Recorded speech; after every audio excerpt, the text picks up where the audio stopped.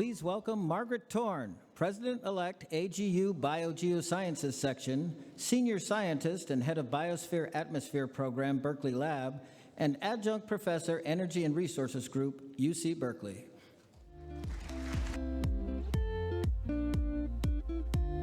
Well, thank you. Good afternoon, and as we just heard, my name is Margaret Torn, President-elect of AGU Biogeosciences Section, and thank you all for coming. It's wonderful and amazing to see everyone here.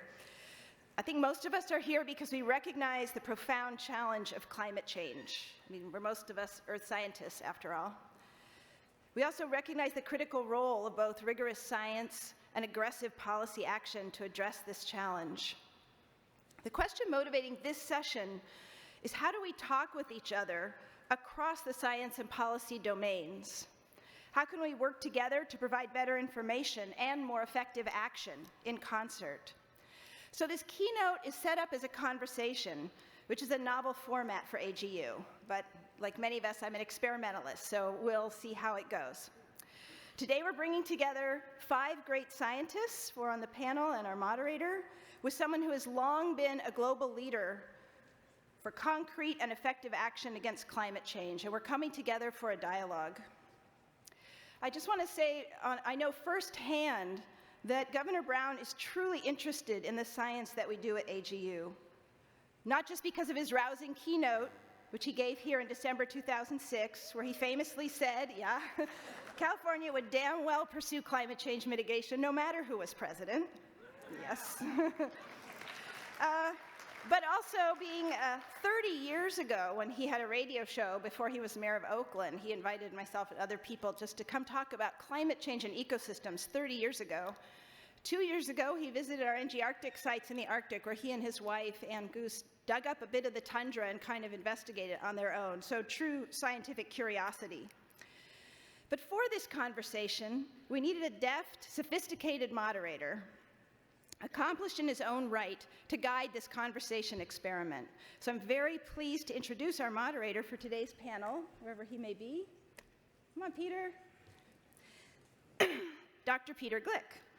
So Dr. Peter Gleick is a hydroclimatologist,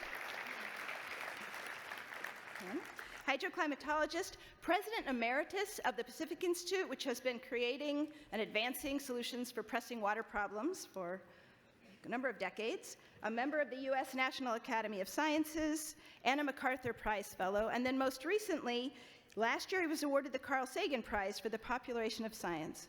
Plus, Dr. Gleick worked for Governor Brown, serving as Deputy Assistant for Energy and Environment during Brown's second term, 1980 to 1982. So I'll turn the floor over to Peter. Thank you. Thank you.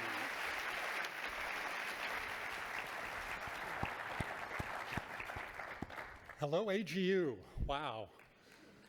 Thank you, Dr. Torn. So let's get started. As Dr. Torn mentioned, we have 4 superb geophysical scientists who are no strangers to the intersection between science and policy, and Edmund G. Brown, Jr., a man who has served the public his entire life as California's Secretary of State, 4 terms as Governor of California, Mayor of Oakland, Attorney General of California, and in between, occasional candidate for President of the United States.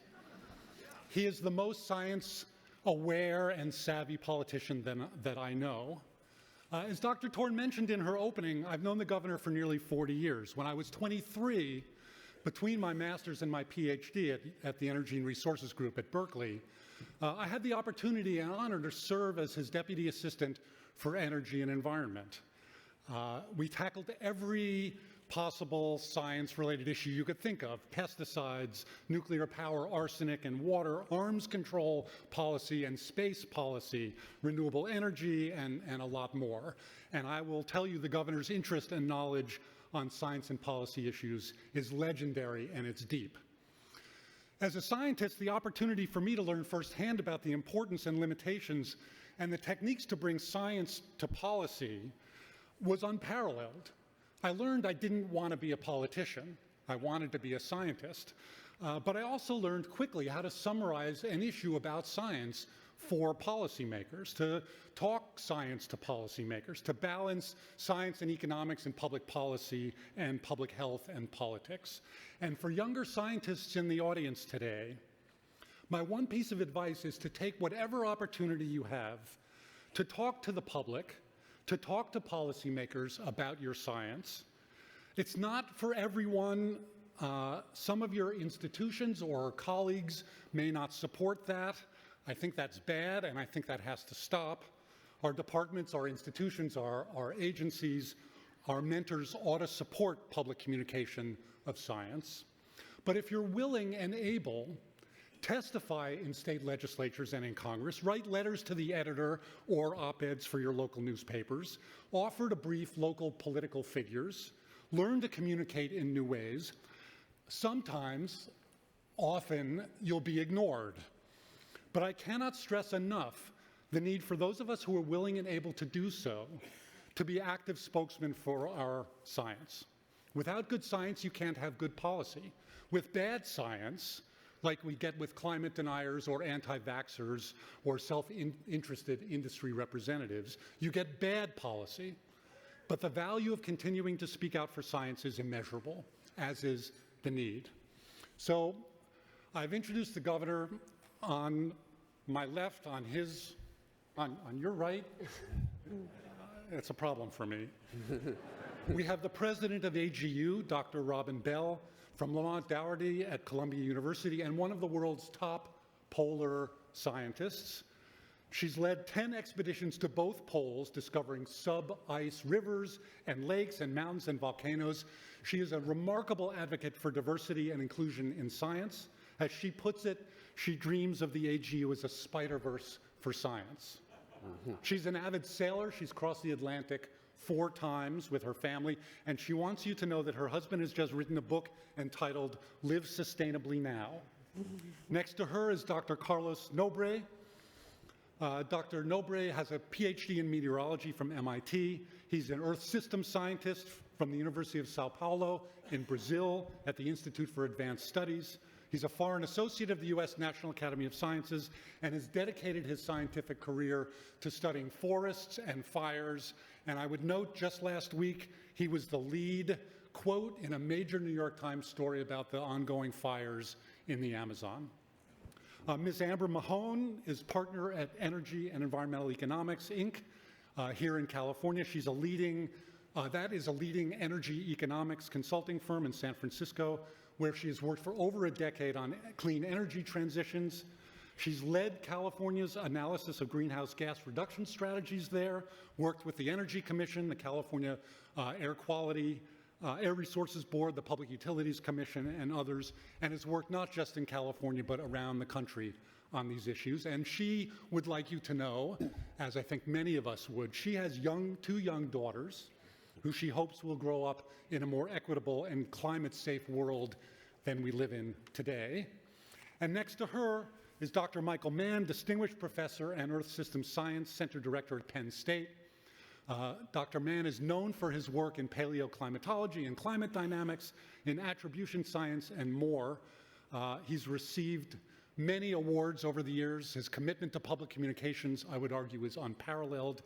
But he's received the EGU Hans Osher Award, the AAAS Public Engagement and Science Award, recently the prestigious Tyler Award, and he's authored more than 200 publications and 4 books, some of which you should read and buy, including a children's book on climate change, The Tantrum That Saved the World.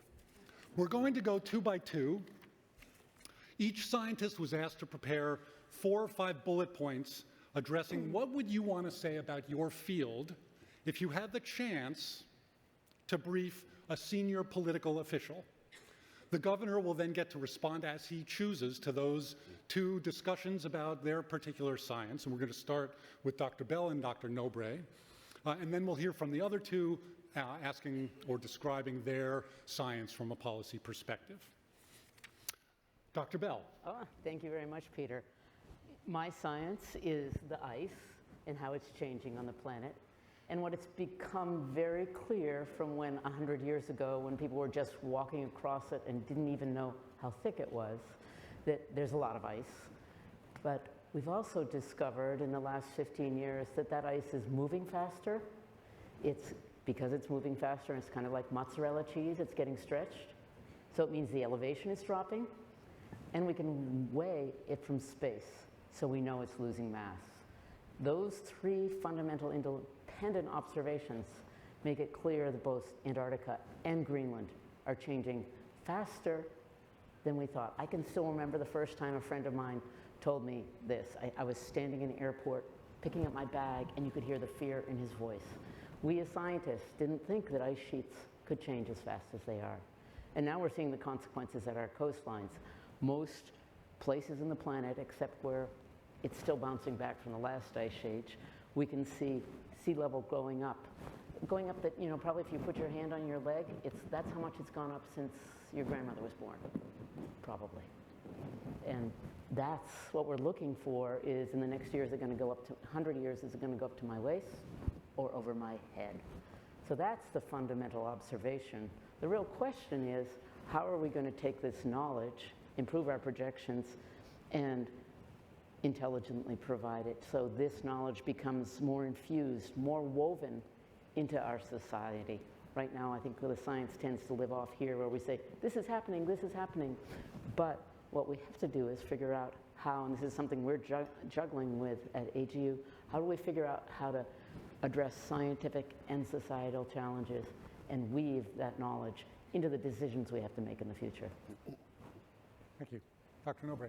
Yes, thank you very much for this invitation. I'm a climate scientist working with the Amazon. So I just want to raise some issues related to forests. Forests are under threat with global consequences. Climate change is faster, stronger than expected, causing a large-scale increase of wildfires in California, in Australia, in the tropics. During the devastating wildfires in California in 2018, Governor Brown, you said, the new norm we have to face. Then you revised that statement and said, the new abnormal we have to face. It's the new abnormal we have to fix because there are absolute limits for forests to adapt and survive.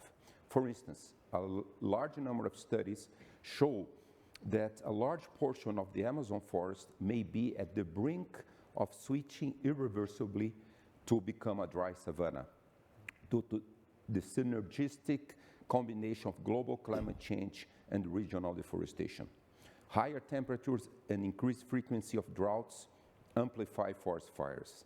Forests may not have the time to recover from an extreme event before another one hits. Forests are a very important, most important carbon sink. 30% of the anthropogenic emissions go back to forests. But in the tropics, that strength is reducing. Forest restoration is a critically important natural climate solution, a very cost-effective option for removing large amounts of CO2 from the atmosphere. However, we need policies and we need actions to really stop tropical deforestation, which is still increasing at alarming rates, like in the Amazon 2019, and also promote large-scale reforestation in the tropical countries. So those are actions that still we have to address. We are very far from really addressing those questions. Thank you. Governor, any thoughts on, we've heard both of these scientists initially say things are happening faster than we expected. They talked about ice, they talked about forests. Well, what's obvious is that there are multiple factors that are interacting, and they're interacting all over the world, whether it's ice or forest fires. And because it's all over the world, it doesn't lend itself to the parochial consciousness that most human beings possess. The most powerful force in the world still is nationalism, very powerful. Look at different countries, you're going to find that their country, that's their identity, and that asserts what the country does, what the pressure of the people. Now, when we see the Arctic or Greenland melting faster, the sea rising affecting California, Indonesia, Bangladesh, and all the rest, and we see the forest fires affecting California as well as Brazil, Australia. This is a common problem, but a common problem is very different. Well, it's both personal, particular, national, and international. So I would say the absolute step that we have to make is to create a more global sensibility to at least offset somewhat. It's not going to be able to do it totally at all. The very particularistic perspective that is fed by politicians, by newspapers, and by the organs of communication in every different area. So I think of the Jesuit Pierre de Chardin, who said, everything that rises converges. So our own thinking has to rise to encompass a global perspective. And that's the perspective that then has to lead, if we're going to really prevent the worst of climate consequences, has to lead to global action. At COP, the current Conference of the Parties in Madrid is more of a cop out than a cop in. They're not on board. They're arguing about the credits, how do they account for them, how much is going to be paid, and it is a big problem because a huge percentage of the carbon problem was created by the industrial West and Japan as well. So if you allocate the cost going forward, taking into account what has been, who put what up into the environment, then obviously America and Europe has to put out a lot of money. And so far, that is too much for Trump, too much, I think, for most of the Democrats in Congress. Europe is better, but not enough. And then when the developed world doesn't want to act, then India says, well, we want to delay. We're not ready for that. China says we got to build more coal because we have people who are still poor. And that's true. So the problem is we got an equity problem, we got a global problem, and we have very, I'll have to say, small-minded, but also family-minded, country-minded. And so that's what I see as the political challenge. And then coming home to where we are, just in this country, climate change, although it by an order of magnitude, is much more in the public eye and on media, it's still not as big as the other stuff. Impeachment is big. Scandals are big. Shootings are big. Well, we all know in this room that the climate consequences are much, much bigger. You can't even compare them.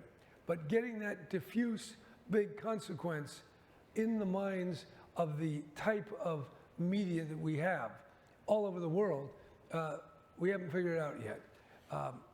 So that's what I would say is the challenge politically. Climate change, even though it excites people who know, we're in science, more young people, the older folk that I represent, the 80-year-olds who have lots of power, and the 70-year-olds and the 60-year-olds, they're not as concerned. And we got to wake them up, and we probably wake them up by the youth and others galvanizing the rest of the system, the rest of the world. And I would just say right now, we're not on track to do anywhere what we need to do. So whatever's being done, it's not enough. And we're going to need, as Bucky Fuller said, a design change in our strategy. And when I say we, I mean anybody who knows and cares about climate change. And scientists can do a lot by just being clear, by being active, by being honest. Not overstating, but not obfuscating, making it clear. You got to keep it simple. Keep it simple, stupid, as Clinton said about the economy. The model for your scientific communication, when you're not writing a paper but talking to everybody else, has to be the Coca-Cola model or Pepsi model. Pepsi beats the others cold. If you make it any more complicated than that, climate change is coming. Do something about it. And then with all the scientific backup to that. So I would say we're in deep trouble. The complacency is deep and pervasive, and I don't know how the hell we're going to get out of it. But having said all that, we're here, we're smart, we got some energy, so let's figure it out. So I guess my thought is, yeah, we should.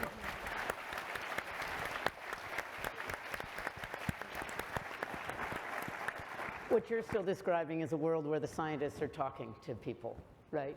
Is that we need to, we're really good geeks, right? That's our job. We're, we have the best rainforest geeks, we have really good paleo geeks. And I think we have to move beyond just worrying about communicating. I think we have to figure out how we partner better and we figure out how to foster both addressing the science challenges and the societal challenges. So it's part of our community and part of our culture, as opposed to just figuring out how I go out and tell you what I know. Because that's not really the answer, is it? We have to figure out how to infuse science into the solutions quickly. Well, that takes talking to somebody. Yeah, it does take talking to somebody. Talk to some powerful people who can make stuff happen.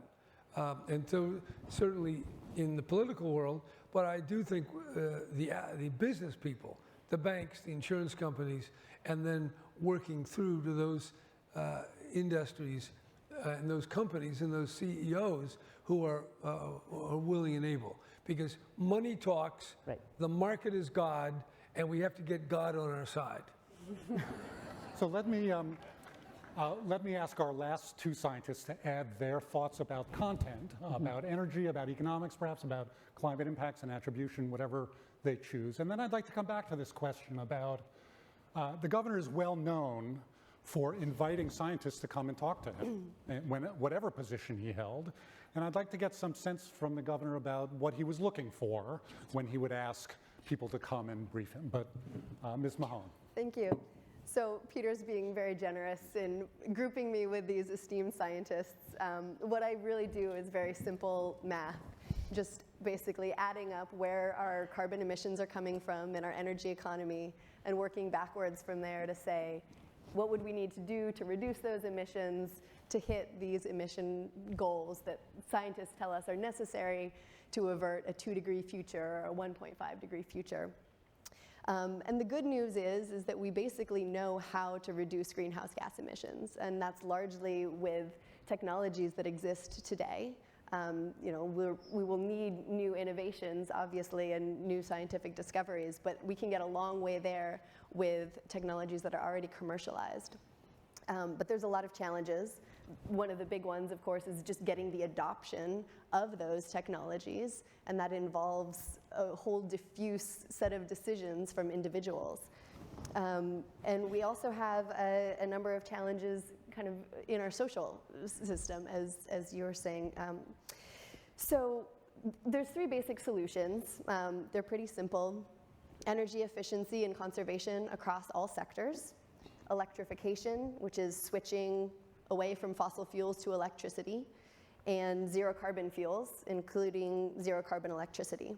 And then, of course, we also need carbon sinks in the forests. We need greenhouse gas abatement in non-energy sectors. So we know what those solutions look like.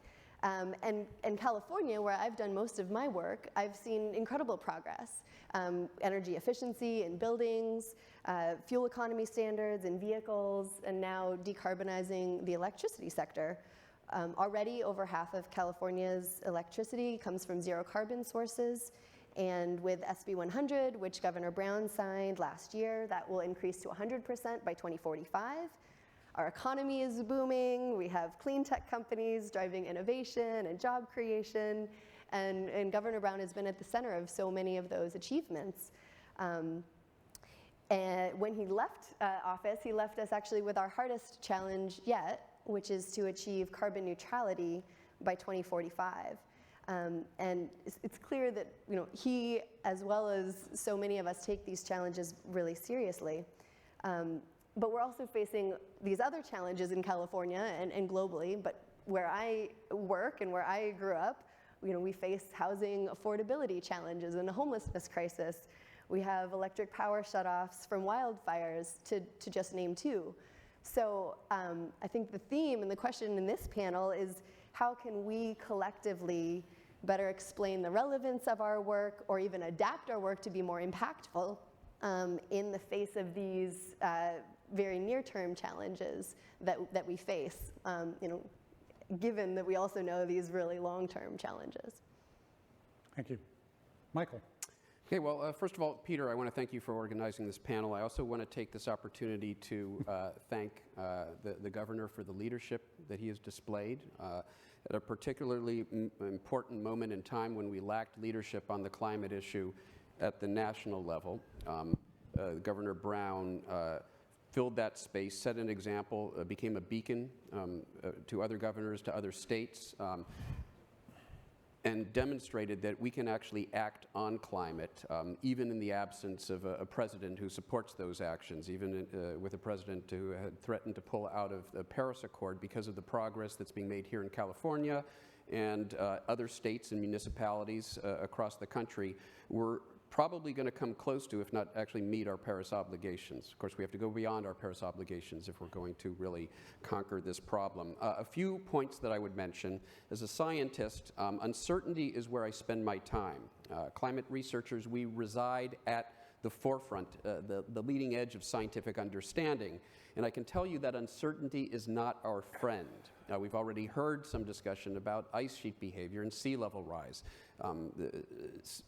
The ice is melting faster than we had predicted it to. Sea level is likely to vastly exceed some of the estimates that we had put out just a decade ago. I've been working in the area of understanding the impact of climate change on extreme weather events, and what we're learning is that there are connections in the real world that have led to some of these unprecedented weather extremes we've seen here in California and around the rest of the country and the rest of the world that aren't actually captured very well in the climate models. If anything, our climate models are underestimating the impact that climate change is already having on extreme weather events. The impacts of climate change are no longer subtle. We're seeing them play out in real time on our television screens and our newspaper headlines in the form of unprecedented heat waves and droughts and floods and wildfires. Here in California, of course, we've seen unprecedented wildfires over the past several years, out of season, even into this winter, just weeks ago. And where I'm headed in a few days, to Sydney, Australia, they too are experiencing unprecedented wildfires, unlike anything they've seen before. So once again, climate change is no longer an abstract, far-off problem. Dangerous climate change, if you're here in California, if you're in Sydney, if you're in Puerto Rico, dangerous climate change has already arrived, and it's a matter of how bad we're willing to let it get. The question I would ask of the governor, as outright denial of science loses credibility with the public, the impacts of climate change have become too obvious to deny, the forces of inaction, what I call the inactivists, are resorting instead to other nefarious tactics, which I would characterize as deflection, division, doomism, that is to say inevitability, and delay. How can we more effectively battle this insidious new war on climate action? By doing more than we're doing now. So whatever you're doing, it's not enough. So that means what would be enough? I think scientists are part of the university. The university is part of the power structure. Somehow that power structure has to impact and communicate with companies, with cities, counties, and the state in which the university resides. I do think that business is very subject to persuasion and to pressure. I think pressure has to be well thought out, but by not upping the pressure level, business is not going to respond. And if business is not responding, then Republicans won't respond. And Democrats have their own constituencies. So whether you like it or not, you must be involved in some form of political action. It can be totally nonpartisan, but somehow we have to wake up people.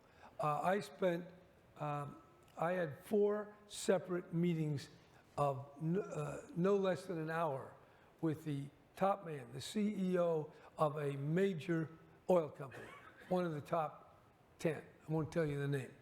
And this particular person, and we had dinner, we had a few drinks, I would try to bring up climate change, and he deflected the subject. He couldn't, and I thought, this is what my judgment was, he couldn't hear it. I was talking about green cheese on the moon. It wasn't a real. So the facts that you already have to be delivered constantly, effectively, in every fora that you can think of. Business, CEOs, Fortune 500, they got to wake up. People, the media, everybody's thinking about something else. They're thinking about the impeachment, they're thinking about the stock market, the interest rates. There's more damn stories about nonsense relative to climate change that it makes it unimaginable. So smart people, which I presume most people that get a PhD are smarter than most other people, so you got to figure it out. And you got to talk, you got to push business, you got to push churches, the evangelical movement. There are many different slices of human activity: religion, business, government, union, athletic, entertainment. Each one of these has some influence, and they will listen to science because science is supposed to be pretty credible. And I know we got people who talk about fake news and fake science, but most people will listen, and you got to keep pushing. And people want to deny, got to keep arguing with them. So I would say more imaginative, more aggressive.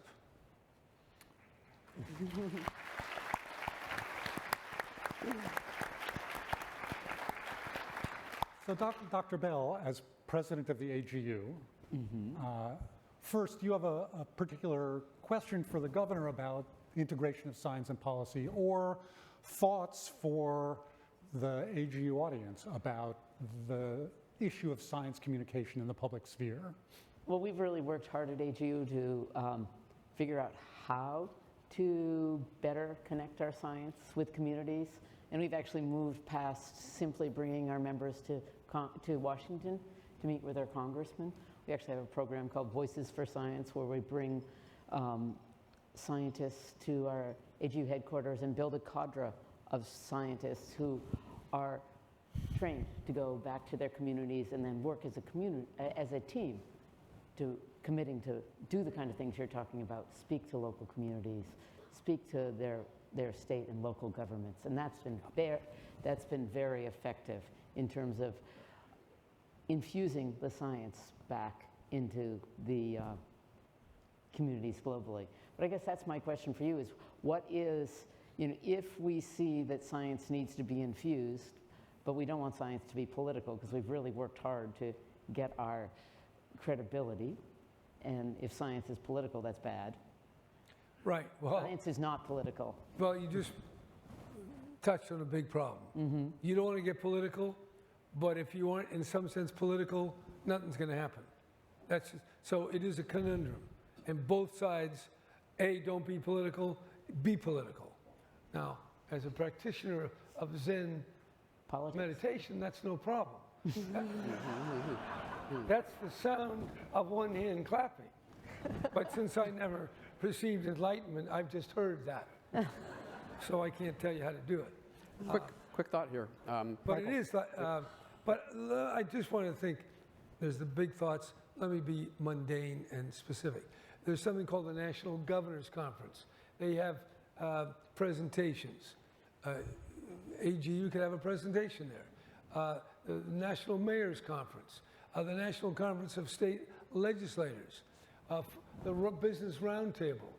There are, 20, you could rank order the important gatherings of important people and find a way to get AGU with a very visible story, with material, with eloquent speakers. You don't want a mushmouth scientist. You want...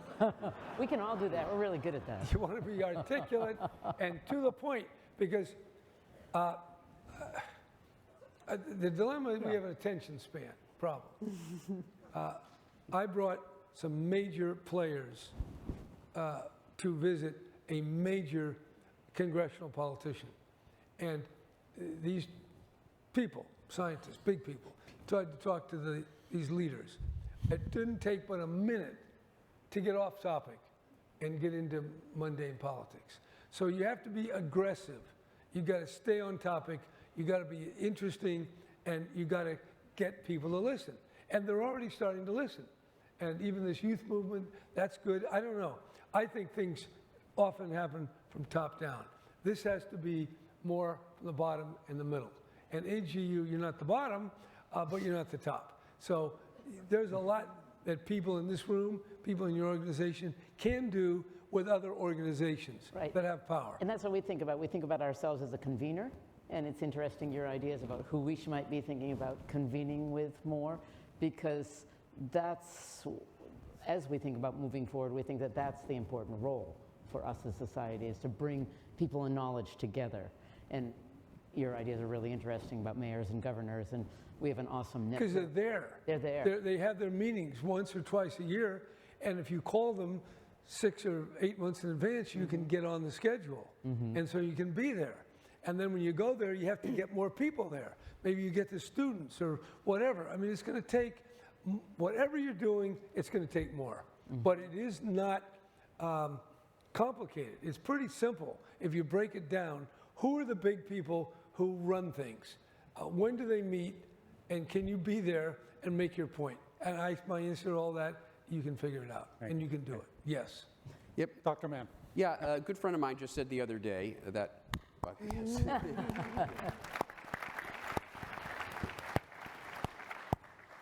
science is political, but it isn't partisan, and I think that distinction is very important. Science has relevance for policy, and we shouldn't be afraid as scientists to be advocates for an informed public discourse over, in this case, what is arguably the greatest challenge we face as a civilization. I would argue that it would be a dereliction of responsibility for us not to do everything we can to inform that discussion. And I would like to take note of the fact that AGU is doing quite a bit now in the realm of public communication, helping train scientists to be better communicators, providing opportunities. Of course, at our institutions, our academic institutions, our research institutions, we need to find ways to incentivize younger scientists who do prioritize and place value on outreach and communication. That has to be rewarded. If it isn't, then we're not doing everything we need to do. Thank you.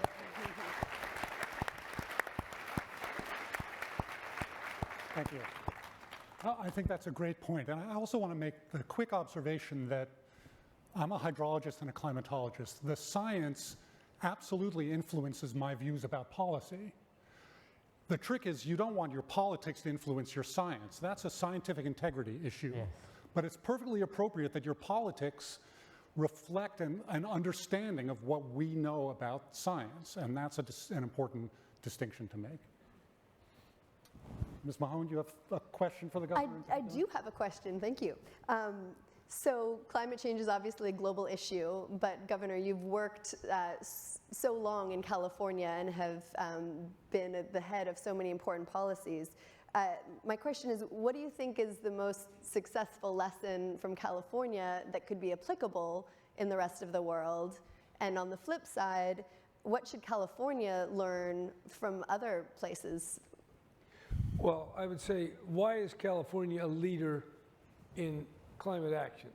Even though as soon as I say that, I want to tell you, California's present posture is completely inadequate for getting where we need to go. So we're better, but we're nowhere. I mean, we're somewhere.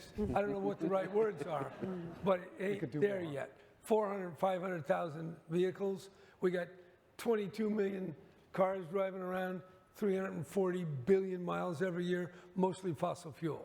So that's pathetic, and we got to change that. But what's the lesson? The lesson is real simple. Have a problem and then react to it. What's our problem in California? In the 1950s, we had something called smog. First of all, we had to have a scientist named Haagenschmidt who named what it was. He actually got a name, called it smog. Okay, once we got smog, now we know what we're against. And LA is big. LA had a lot of smog, and all of a sudden, Ronald Reagan is governor, Nixon is president, and they want to react to smog. So we get the California Air Resources Board, we get the Clean Air Act, although I don't think the Clean Air Act had a lot of Earth Day and a lot of things were going there. But I think we had this problem. Let's stick to California. Then with the Air Resources Board, California started building that institution, scientists, engineers, expert regulators, lawyers. They did that. Now, from 1960, 67, 68, we've come a long way. Now we have a big institution. The California Air Resources Board has more scientists and competent people working on pollution and climate change than the EPA does. Yeah. So that's what we need. We had a problem, people reacted to it, and we kept going. We kept going through Republican and Democratic governors to where we are now. So other states need a capacity. They have to, how do you deal with energy efficient buildings? How would you do that? Let me just tell you, it's not that easy. When I was governor, the Energy Commission, which was created by Reagan, that's a whole other story. He didn't really know what he was doing at the time. He thought he was creating a one-stop shop nuclear siting agency, but the Democrats in the legislature made it an energy and resource conservation agency. So anyway, I get elected governor. Day one, I appoint the first employee of the California State Energy and Resource Commission. Okay, they very soon go to work on building efficiency. Takes 8 years. So at the 8th year, we're already there, and I'm getting a little pressure. I'm running for election. I'm not doing that well. I'm about to lose. So I said, okay, we'll delay it. We don't want to irritate builders too much. So we delayed it, but it went into effect in the year I left, 1983. That's 9 years, 73, 75 to 83. Took a lot of work. Since that time, the building codes, Title 24, has been changed at least 4 times, getting more sophisticated, regionally diverse, where we do different things in Palm Springs than Northern California. But we got it done. But what does that take? It takes an energy commission, it takes political leadership, it takes time, and you got to stick to it. So other states need an air resources board of some kind. They need that authority. And they may, I don't know if they may need an energy commission. They may need a more enlightened public utilities commission. We do need scientists. We need lawyers. We need engineers. We need people to do it. You can't just say, oh, reduce emissions. You got to know what the hell you're doing. Well, who does? The people that are in the office. So you got to get the office, got to get the people, got to recruit it. Politics can help you. Does Nevada have an air resource board? I don't know. Does Indiana, New York, whatever the hell we got? So there's a lot to do, and you can, you can't do that much, but you can do a hell of a lot more than you're doing. So I believe that, and so can I. And I'm trying to figure out how that might be. But you can't do it overnight, and you've got. And by the way, our Energy Commission, California is so progressive. They had a bill last year to ban diesel trucks by 2040, 45. I mean, that's a no-brainer, right? Because you're not going to be in office when the damn thing goes into effect, or when it starts ramping up too much. And they wouldn't do it because the auto industry, whatever, the oil companies, they got mad. They said no. So even that is pretty hard. So the good news is there's so much you can do that you can be effective doing almost anything. The bad news is you got to do so much more to prevent the disaster that's coming. So that's what I like you just described was something I've been trying to picture for a while, is how is it, in my picture, I think we need a climate scientist in every community, in every government. And what you just described is kind of a structure, building on the Energy Commission here in California, but a way that you could start thinking about having partnerships at every level of government. So it's not just California, and it's not just the federal government, but every single level of government is informed with the partnerships. I love the way you describe partnerships with lawyers and planners, because right now I think we're still living in our intellectual bubble. And this is what I was after before, is how do we infuse this knowledge so we can sort of approach those, get to the solutions fast.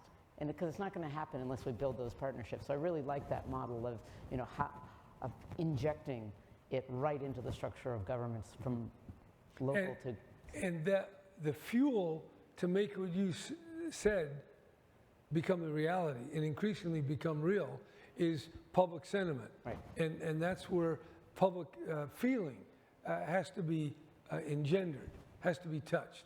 Because without the pressure, it doesn't happen. I mean, the California Air Board came with Ronald Reagan because people in LA had a hazy sky that used to irritate the eyes. Right. I remember that. It was a terrible yellow sky. So that, you had a yellow sky, but like in Beijing. Right, it's the same thing. So far it hasn't worked in New Delhi though, because they're not doing It's enough. better, and they have a lot of electric buses because, Right. you know. So I'd like to let Dr. Nobre ask a question. No, it's Yeah. a quick question, Governor.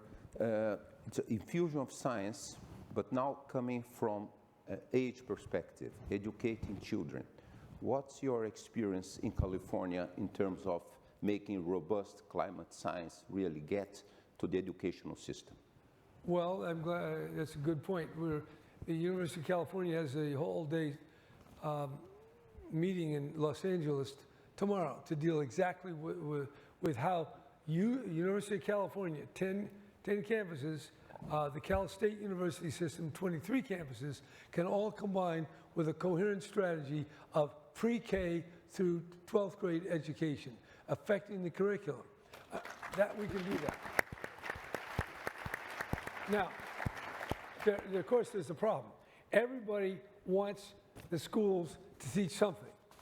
You know, whether it's about gender, the Armenian Holocaust, the genocide of Native Americans, Black studies, Latino, Chicano studies. I mean, there's a lot of health, health studies, reproductive this. I mean, there's a lot of stuff that everybody says they're not learning because there's so damn many problems in the world. It must be these kids aren't learning what they need to know.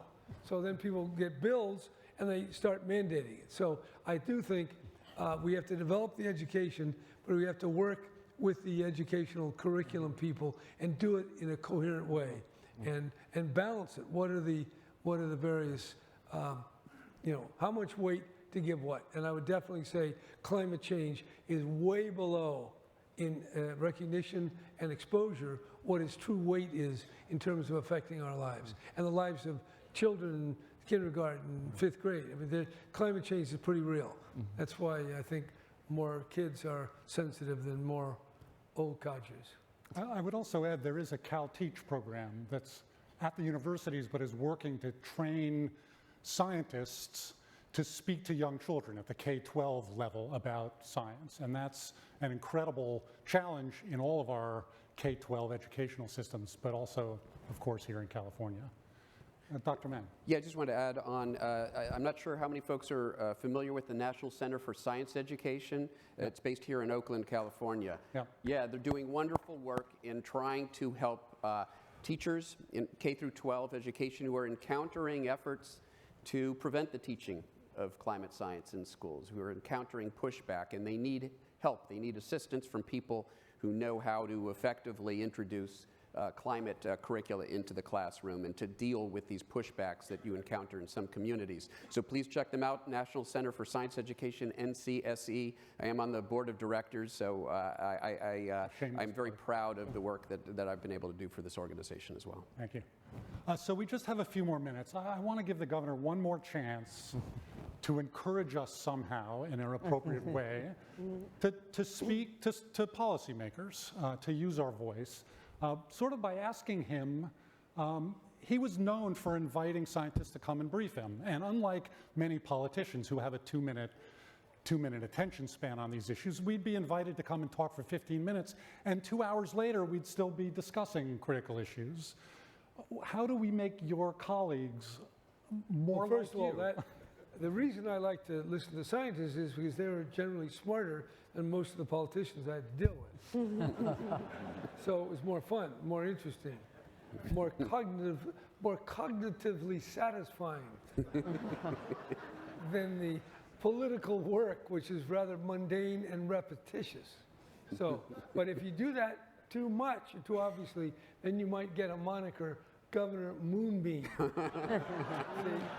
So that means, and you know what, there's a legitimacy to that, because after all, you're hired to do all this nuts and bolts, boring stuff. Schools and roads and health care and all the crime and housing. Boy, the end of the world, that's interesting.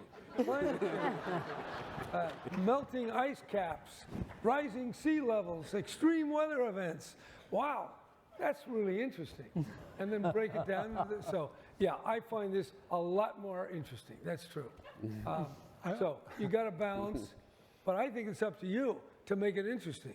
You have to, you mentioned something about each community have a scientific advisor. You know, I can tell you, I was mayor of Oakland, and when you're mayor in the city council, you're not talking about this stuff. Although increasingly, we had a green plan that we developed, and there's now something called the Under 2 Coalition, which is composed of 200 states throughout and provinces in the world, and they're doing stuff. So, and they need scientific advisors. Then we have something called the America's Pledge. You heard about that later.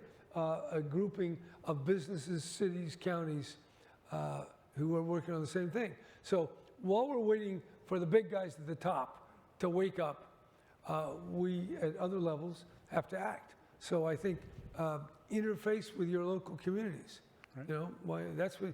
Now it sounds slow, and even as I say that, you know, presidential campaigns, media is like where you want to be, but it's going to take everybody. And since you have 28,000 people, you've got a lot of troops here. So you've got to mobilize. And without getting too partisan, you know, be careful of the placard you wave, get it done. So I think you have a lot of power because people do believe in science in some way. Not everybody, not 100%. But if you think of all the people, who's credible? The churches, not with most people. The military, well, with some. Certainly not the politicians, not the lawyers, not the plumbers. So you folks stand pretty high in the hierarchy.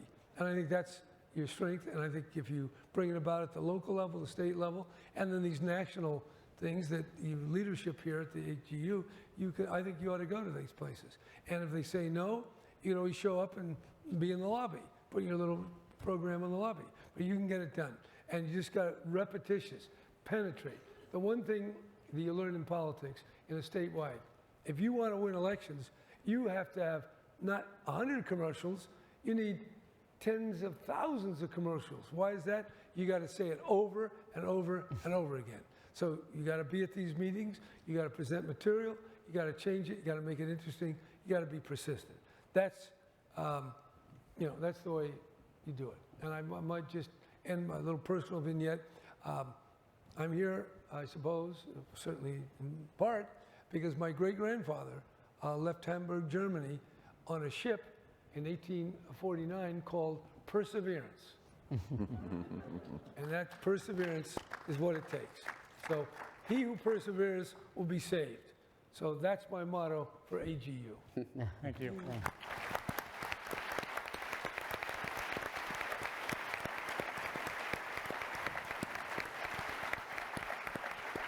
Thank you very much. So let me thank the governor first for his lifetime commitment to these issues. It was an honor to work for him, for a politician who cared about the science and understood the science and understood how to integrate it into policy. Our four great panelists and the AGU for putting on a session like this. It's an honor to be here with them. And let me reiterate, it's all about the science, but not only the science. It's about science in the service of humanity and making sure that our policymakers have the information they need ultimately to do the right thing. So please join me in thanking the panel.